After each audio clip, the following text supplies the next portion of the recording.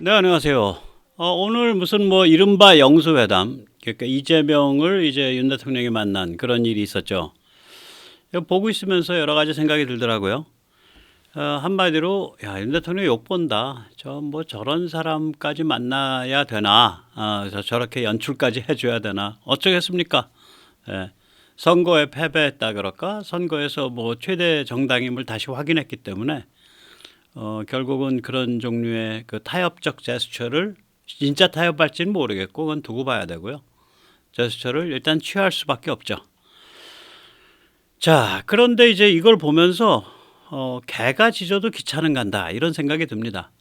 뭐 제가 그 이재명 씨를 개라고 부르는 건 아닙니다. 뭐 최대 정당의 대표를 어떻게 개라고 부르겠습니까? 그냥 알아서 짐작하십시오. 비유적으로 그렇다는 얘기입니다. 개가 짖어도 기차는 간다. 이제 조선일보 이 보도를 보면 최상병 특검 수용을 가족 의혹도 정리해달라 이재명의 얘기 따옴표 속에 넣었는데 최상병의 특검 이게 최상병 이게 특검할 사안인가라는 거에 대해서 조중동이 제대로 조명한 적이 없죠. 저는 특검할 사안은 아니다 이거. 전에도 말씀드렸지만 이게 그 나중에 이제 재판 결과 보시면 아실 거예요. 그 말하자면은 처음부터 사안 자체가 지휘 책임의 문제지 형사 책임의 문제가 아니거든요. 이 사단장이나 이런 급의 사람들이 그러니까 형사 책임이라는 건 그 정을 미리 알면서 위험 속으로 고의적으로 밀어 넣었다라는 거가 이제 형사 책임이 돼요. 그런 게 아니라 전번에도 뭐 그런 구조 활동들을 많이 했으니까 그 뭐 강에 가서 수색해서 좀 그 고생 좀 해라 이렇게 그냥 그런 차원에서 얘기를 하고 넘어갔을 거라고요. 그 처음부터 이게 지휘 책임이지 형사 책임인 건이 아닌데 원안이 그거예요. 그러면 그 박머식이 대령이라는 사람이 그 수사단장이라는 직위를 이용해서 저는 직권남용이라고 보는데 그걸 형사 책임으로 몰고 가려 그러다가 브레이크가 걸린 거거든요. 그럼 애초에 재판 결과 자체가 이게 지휘 책임이 있고 이게 형사 책임이 아니다 그러면 이 사안 자체는 박머식이 대령에 의해서 부풀려진 사안이에요. 그래서 저는 이건 특검할 문제 아니다라고 보는데 뭐 기껏 만나가지고 최상병 특검 수용이고 가족 의혹 가족에 무슨 의혹이 많습니까? 백 하나 100개 더 있어요. 참 할 말이 없는 거죠. 예. 조선일보 보고 있으면은 참 가관입니다. 한동훈을 끼고서 작업하다가 자기 커넥션 조선일보 출신으로 꽃가마 태워서 서초을 송파갑 비례 12번 집어넣고 여의도 연구소에 그 저기 여의도 연구원 원장 먹고 이거 다 조선일보가 한 거 아니야. 한동훈이 내세워 갖고 한동훈이 포섭해서 선거 말아먹은 주인공이 조선일보구만. 사돈 낱말하고 있네. 예. 자, 그러면 이제 그렇게 당한 건 이제 당한 사람인데 윤 대통령은 그럼 당했으니까 착하냐? 아니죠. 당하면 바보죠. 예. 그래서 이제 윤 대통령을 보고 있으면은 기본적으로 이제 외교, 군사, 안보, 한미동맹 이거 굉장히 잘 풀었어요. 그 다음에 경제 굉장히 잘 풀었습니다. 그런데 사회, 정치, 정무 이런 데서는 굉장히 그러니까 리더십이 그 함량이 낮은 거예요. 그런 어떤 컨트라스트인데 하나는 극명하게 잘 풀고 있고 하나는 참 야, 저렇게 어떻게 전략성이나 이런 감각이 없냐라고 생각되는 이 두 개의 컨트라스트로 이루어졌던 그러한 리더십이에요. 그래서 이번에 대가를 톡톡히 치렀죠. 한동훈 같은 사람 잘못 띄우고 그래가지고. 그래서 윤 대통령이 챕터 2로 넘어갈 수 있냐? 기회는 있습니다. 넘어갈 수 있냐? 그거는 모르겠는데 저는 넘어갈 수 있기를 정말로 간절히 바랍니다. 예. 아니 제목까지 조선일보 동아일보 똑같아요. 예. 가족 의혹 정리하길 최상병 특검 수용을. 뭐 이재명의 화두가 저 두 개밖에 없는 모양이지. 예. 뭐 이재명 씨는 일단 가족 사이에 언어 사용을 좀 정리하시는 게 좋을 것 같은데, 예, 형수님 이런 네, 그 사람의 탈을 쓰고 사용하기 어려운 언어를 막 쓰는 사람이라서 가족 언어를 좀 정리하시기 바랍니다, 이재명 씨. 예. 그리고 대장동 특검을 수용하시기 바랍니다. 자, 윤 대통령 이렇게 욕보는데 사실은 국민은 윤 대통령보다 뭐 한 10배쯤 더 욕보겠죠. 근데 국민 누구 원망도 못해. 예, 결국 표는 국민이 찍었으니까. 예, 그렇습니다. 자, 여기 이제 좀 더 자세히 들여다보기 전에 윤 대통령이 이 챕터 2로 넘어갈 수 있을 것 같다. 조건은 돼 있다. 조건은 충분하다.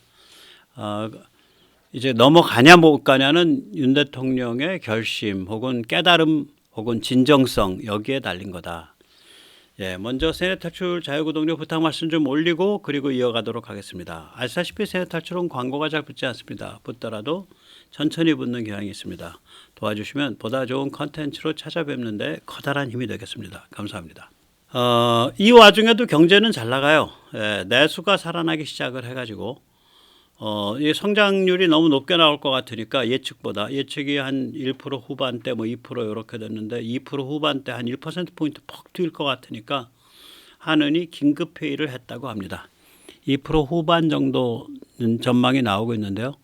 특히 이 반가운 거는 이제 그 민간 소비가 증가하고 있는 경향이 있어요. 예, 그래서 이거는 참 다행한 일이다 그렇게 생각을 합니다. 네. 이건 예견되던 일인데 사실은요. 일단 수출이 살아나고 있죠. 3월 수출의 사례를 보면 15대 주력 수출 품목 중에 IT 품목, 그다음에 석유 제품, 선박, 바이오 헬스, IT에서 4가지, 반도체, 디스플레이, 컴퓨터, 무선 통신기기. 그래서 총 7개 품목은 계속 지금 수출이 증가하고 있고요. 특히 반도체 수출은 110억 달러를 돌파한 117억 달러를 기록해서 2년 전 이후 최고 실적으로 5개월 연속 플러스입니다. 선박은 8개월 연속 플러스고요. 바이오 헬스는 5개월 연속 플러스고요. 석유 제품은 1개월 만에 플러스로 전환했습니다. 이 3월 달이 이제 조업일수가 1.5일 정도 평년보다 작아요. 그래서 조업일수에 직접적 영향을 받는 자동차, 일반 기계는 수출이 감소했습니다. 1.5일이면은 거의 한 10%는 안 되고 한 7, 8% 작은 건데 조업일수가 거기에 비해서 따져보면은 자동차나 일반 기계의 그 감소율이 그렇게 크지 않은 거예요. 예. 지금 이 월별 수출액 추이를 한번 보면은요.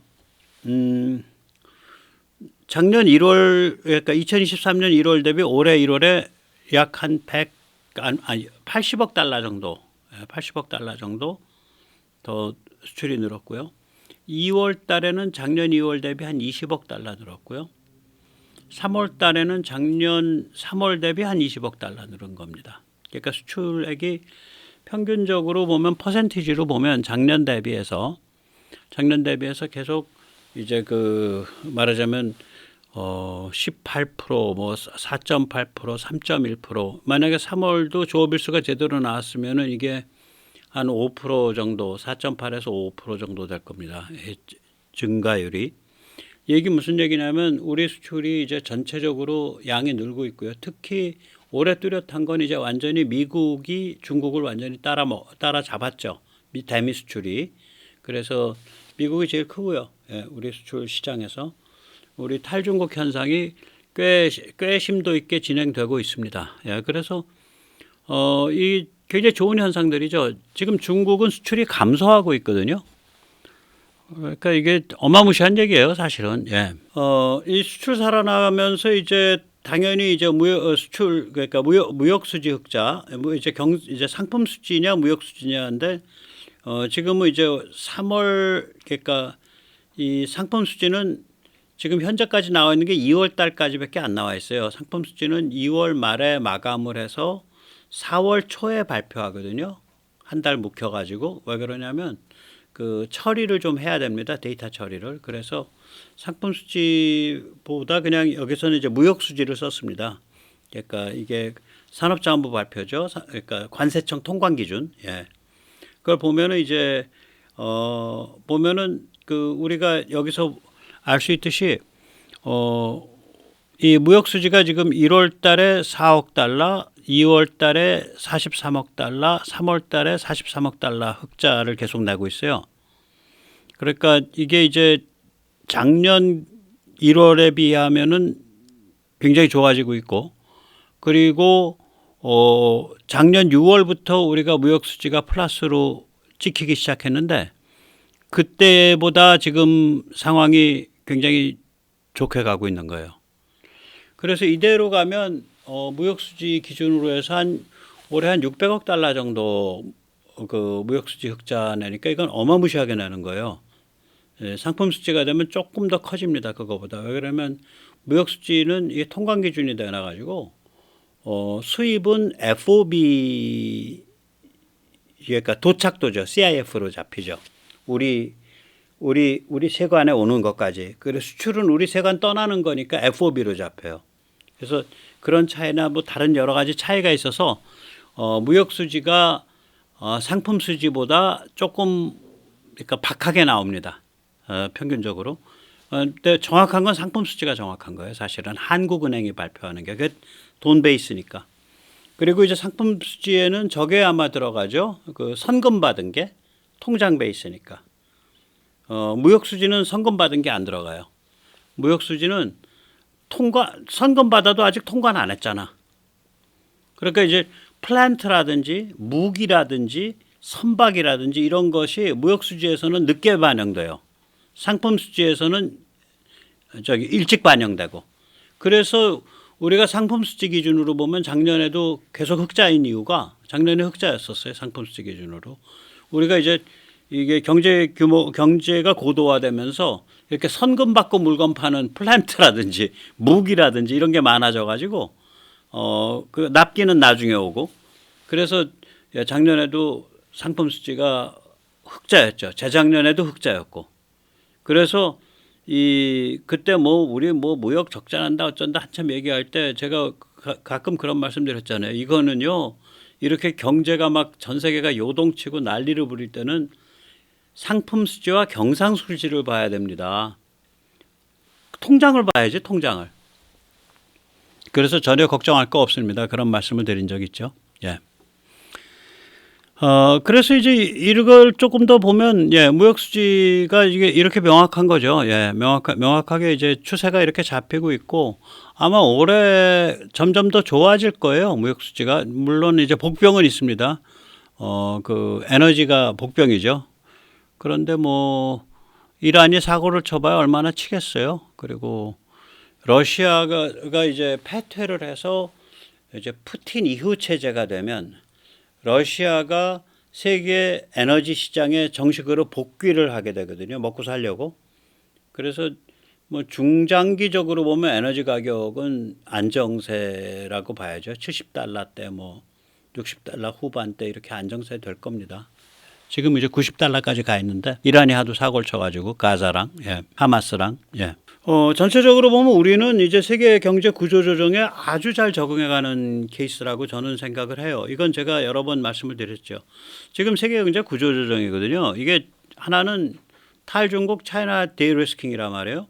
이게 말이 쉬워서 그렇지 중국이 세계 경제 성장의 기관차였어요. 특히 국제 금융위기 글로벌 파이낸셜 크라이시스라 그러나 2008년에 시작된 거예요. 리만 브라더스. 그거 이후로 중국 쪽에서 경기가 뜨거우면서 그게 전 세계 경기를 이끌고 나갔었거든요. 근데 지금은 중국이 이제 말하자면 이제 엔진이 식고 있잖아. 그래 이게 어마무시한 일이죠. 차이나 데이리스킹이라는 게 경제에 끼치는 영향이. 두 번째는 이제 러시아가 세계 최고의 자원 강국인데 이게 경제 제재를 당해 가지고 지금 세계 에너지 시장, 그다음에 세계 곡물 시장, 세계 무슨 광물 시장 여기서 지금 거의 이제 말하자면 서방 쪽과는 거래하기가 힘든 그런 지경으로 자꾸 이렇게 밀려 나가 있는 상태 아니에요. 그래서 이런 두 가지의 굉장히 커다란 변화가 있기 때문에 이게 뭐 세계 경제가 몸살을 할 수밖에 없죠, 기본적으로. 근데 우리 보면은 우리 그 환율 변동폭을 한번 저는 이제 중심을 해서 보거든요. 왜냐면 이게 변동폭이 너무 낮아도 안 좋고 우리가 좀 환율이 올라가야 방어가 되죠. 그 수출이나 이런 게. 그러니까 원화 가치가 떨어져야 무역이나 이런 게 방어가 되면서 이 위기를 살아남는다고요. 이게 한국 경제가 어려워지면 환율이 저절로 올라가요. 그러니까 원화 가치가 저절로 떨어져서 또 먹고 살게 돼요. 물론 국민들은 좀 고생하죠. 근데 환율이 IMF 때처럼 너무 많이 올라가 버리면 국민들이 뭐 눈이 뒤집히지. 예, 너무 물가 같은데 타격이 굉장히 크니까. 그래서 이게 적정 수준의 환율이 좋은 거예요. 그러니까 적정 수준의 원화 가치 하락이 좋은 건데 지금 유로가 달러당 0.93 유로인데 얘가 한 7% 오른 겁니다. 그러니까 2022년 2월 대비해서 우크라 전쟁 전 대비해서 한국이 지금 1,377원 정도 하는데 이게 한 14% 정도 오른 걸 거예요. 그 다음에 이제 중국이 7.25 위안이거든요. 1달러에 이게 한 16% 오른 겁니다. 일본이 156엔인데 1달러에 이게 35% 오른 거예요. 그러니까 우리가 적절한 정도 수준에서 잘 가고 있는 거죠. 예. 적절한 수준에서 잘 가고 있는 거예요.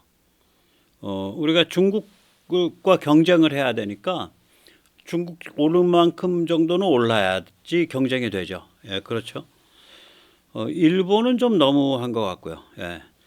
이 차이나 디리스킹에 저는 최대 수혜자가 한국이 될 가능성이 상당히 있다고 봅니다. 그러니까 가끔 얘기 드렸었는데 우선 첫째로는 서방이 중국에 대해서 첨단 분야, 첨단 기술을 끊고 중국의 그 세계 제조업 1번지 기지 역할을 축소시키는 결국 그 다음에 중국에 대한 금융과 투자를 축소시키는 되게 그런 정도의 그 지금 조치가 일어나고 있잖아요. 경제 사이드에선 군사지정학적으로는 무지막지하게 지금 밀어붙이고 있고. 그렇게 해서 중국을 이렇게 한번 주저앉히질 않았으면 이런 탈중국이 안 일어났더라면 한국은 샌드위치 당해서 골로 가죠. 중국이 다 먹고 들어오니까. 그래서 참 우리가 운이 좋다 그런 생각을 합니다. 왜 그러냐면 그 중국 그 1990년대에 그 중국이 이제 세계 시장에서 이제 제조업 1번지로 확 그 부상해서 올라올 때 경제를 하시는 많은 분들이 한국이 중국과 이 선진국 사이에서 샌드위치가 돼가지고 골로 간다 그런 걱정을 많이 했었어요. 근데 실제로 1990년대부터 한 2020년경까지 한 25년 동안 일어난 일은 뭐냐면 우리가 중국을 이용을 해가지고 우리 경제를 고도화시켰죠. 근데 고도화시켜 놨는데 중국이 계속 쫓아오니까 진짜 샌드위치 당할 상황에 이제 간 거예요. 그러니까 1990년대에 걱정했던 샌드위치는 안 일어났어. 근데 이번에는 진짜 2020년대는 진짜 이제 샌드위치 당할 상황에 갔던 거야. 근데 이게 말하자면은 그 서방 전체가 탈중국, 차이나 디리스킹을 하면서 중국이 주저앉게 되니까 우리가 숨을 돌리면서 이제 다시 경제를 한 번 더 고도화시켰는데 이번에는 중국이 아닌 인도라든지 베트남이라든지 과테말라라든지 멕시코라든지 뭐 이런 필리핀이라든지 이런 데다가 동유럽이라든지 이런 데다가 우리의 제조업 허브를 쭉 수출하면서 그러니까 자본 수출, 기술 수출, 플랜트 수출하면서 그러면서 우리가 이제 그 네트워크를 만들고 있는 거죠. 그러니까 중국을 대체할 수 있는 제조업 네트워크, 인더스트리얼 네트워크죠. 중국의 역할을 대체할 수 있는 그걸 우리가 지금 제일 잘해주고 있어요. 일본이 이걸 잘해야 되는데 일본이 지금 잘할 수 있어요. 잘할 수 있는데 이게 족쇄를 한 두어 개 차고 있는 것 같아요. 일단 일본이 이게 둘 다 같은 동전의 앞뒤면인데요. 뭐 통화 가치가 좀 너무 하락했잖아. 35%가 뭡니까? 35%가. 그 앞으로 고쳐진다는 보장도 없고 앞으로 더 떨어진다고 많이 예측들 하죠. 이게 또 뭐랑 맞물리냐? 일본이 중앙정부 부채랑 맞물려 있잖아요. 그러니까 통화 가치가 하락하는 가장 큰 이유 중에 하나는 일본은 금리가 너무 낮고 미국은 금리가 높으니까 한국은 금리가 적절한 거예요. 우리는 특징이 뭐냐면요. 그 국제 금융위기 때 남들은 quantitative easing이라 그러죠. 그러니까 그 돈 찍어내는 거, 양적 완화를 했어요. 금리를 낮추고.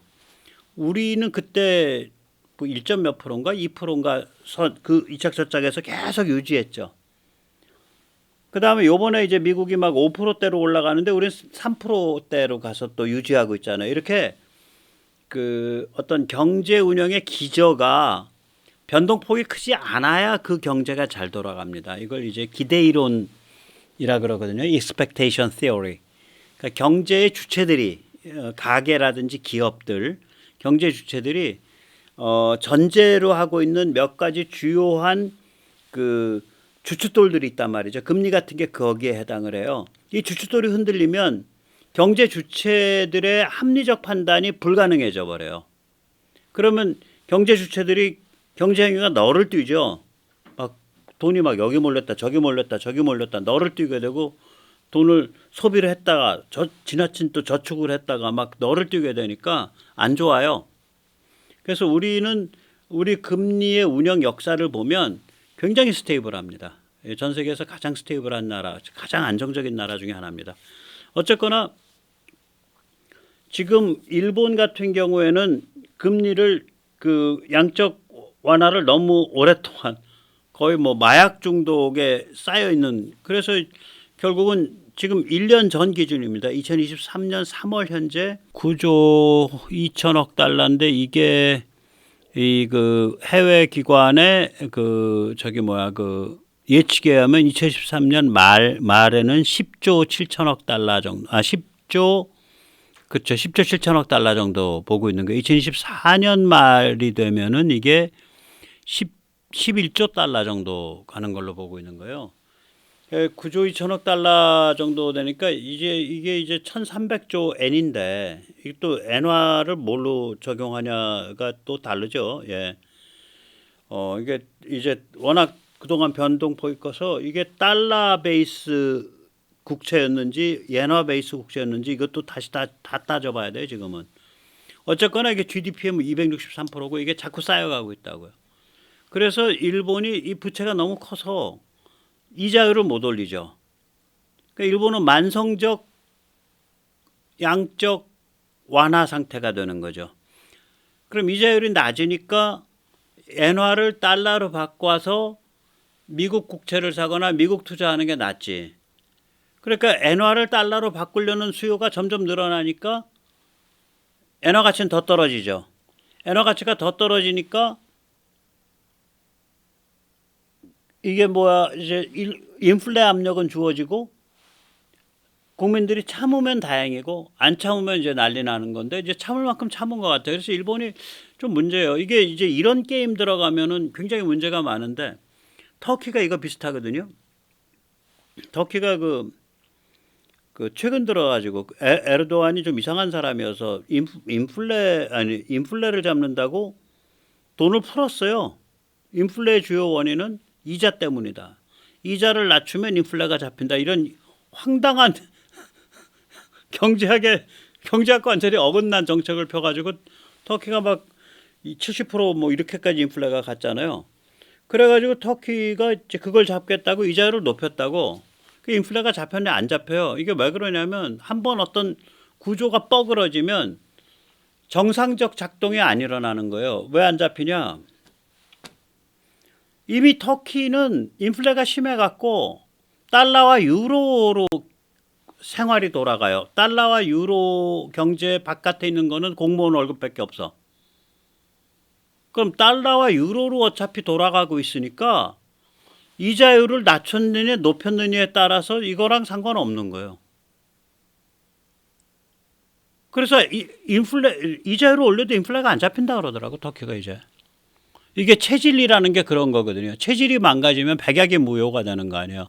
일본이 좀 그런 면이 있어요. 일본이 그러지 않았더라면 이번 기회에 그 중국을 대체하는 제조업 기지들을 많이 만들면서 그 이렇게 활력 있게 대응이 가능했을 텐데 그 원래 일본이 할 수 있었던 역량보다 많이 힘이 딸릴 겁니다. 일본이 이제 좀 그렇죠. 예, 예. 자, 오늘 뭐 되게 이제 이렇게 이제 살펴봤는데 아까도 이제 말씀드렸지만 저는 기본적으로 이제 이 상황을 보면 이제 경제를 봐도 우리가 뭐 나쁠 거 없다. 윤 정부가 경제 아주 견실하게 잘 운영했다. 그러니까 제가 이제 그 외교, 안보, 군사, 한미 동맹, 경제 이런 건 굉장히 잘 운영한 거예요. 욕심 안 부리고 아주 정석대로 운영을 해서 경제 점점 좋아져요. 그런데다가 이제 군사지정학적으로 보면 이게 뭐라 그럴까? 비유적으로 말하면 이런 거죠. 임금 중에 제일 비싼 임금 받는 직종들이 있어요. 수중 용접사. 수중에서 용접할 수 있거든요. 수중에서 불꽃을 만들어내죠. 뭐 그 뭐는 아세틸렌이죠. 아세틸렌이 나오고 산소가 나오고. 그래서 수중에서 불꽃으로 했는데 굉장히 위험하죠. 체력도 엄청 좋아야 되고. 그 잠수복 뭐 머구리 이런 거 다 뒤집어 쓰고 들어가서 중량물 다루면서 작업을 하니까 물속에서.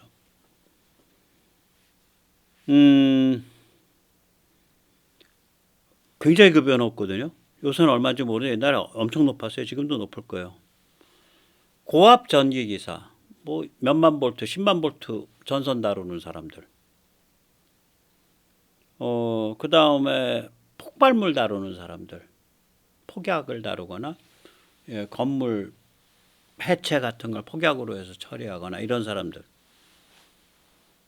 이 특징이 뭐냐면 전부 고위험군들이에요.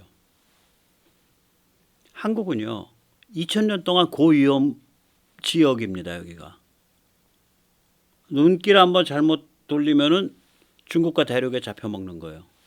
가끔 일본 해적이나 일본이 뒤에서 칼침도 놓고. 그 무슨 얘기냐?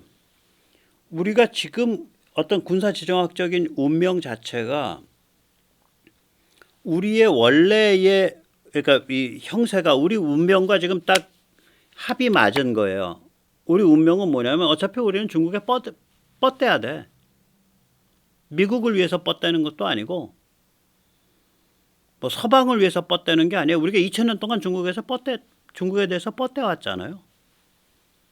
우리의 그런 아이덴티티하고 세계가 탈중국 차이나 디리스킹으로 가는 거하고가 그 다음에 중국이 북한을 시켜가지고 말도 안 되는 도발을 하고 있는 거하고 이게 다 이게 아구가 맞은 거라 이제 우리 몸값이 자꾸 뛰죠.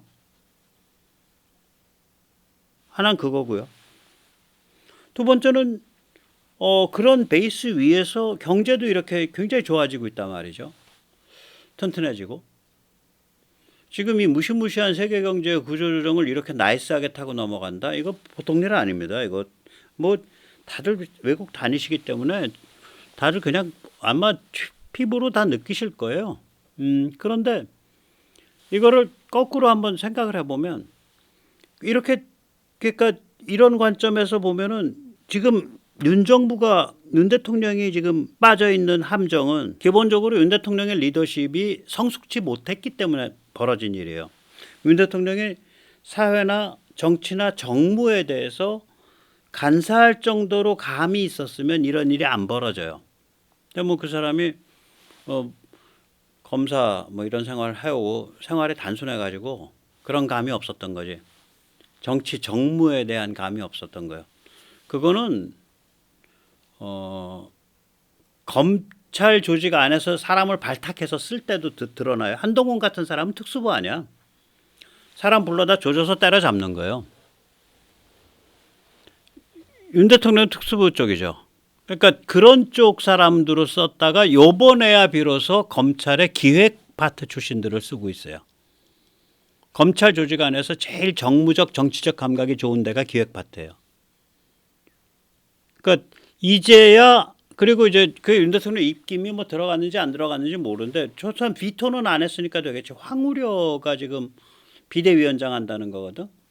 제가 그 가끔 역사교육 정상화 국정교과서 할 때 제가 황우려 씨에 대해서 네거티브하게 얘기를 해요. 그때 제가 글도 그때 그렇게 썼어요. 그래갖고 청와대가 그때 뒤집어졌어. 그래서 교육부 1차관이 날라갔어요. 제가 뉴델리에 쓴 글 때문에. 그건 제가 스스로 머리를 깎는 게 아니라 그 당시에 비서관이 저한테 화를 내면서 전화를 했어. 박 선배 어떻게 그따위로 글을 써가지고 지금 여기 비상회의 중이라고. 그래서 저도 쌍욕했지. 야, 이 개땡땡아. 너 그러고서 비서질을 하고 있냐? 이 자식아 정신 차려 임마. 입 바른 소리 해야지. 그때 제 말은 뭐냐면 핵심이 이 싸움은 좋은 싸움이고 해야 되는 싸움이지만 황우려, 김상률, 김정배 국사편찬위원장 이런 사람들로 팀워크가 짜인 상태에서는 역사교육 정상화 싸움을 못한다.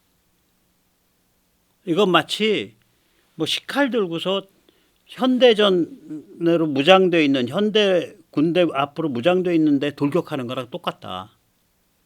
그런 면에서는 제가 황우려 그 전 의원에 대해서 또 전 장관에 대해서 비판적이지만 그 사람 자신이 그 사람 같은 사람을 만약에 국힘에 옮겨놓는다. 지금 국면에 맞는 사람이에요.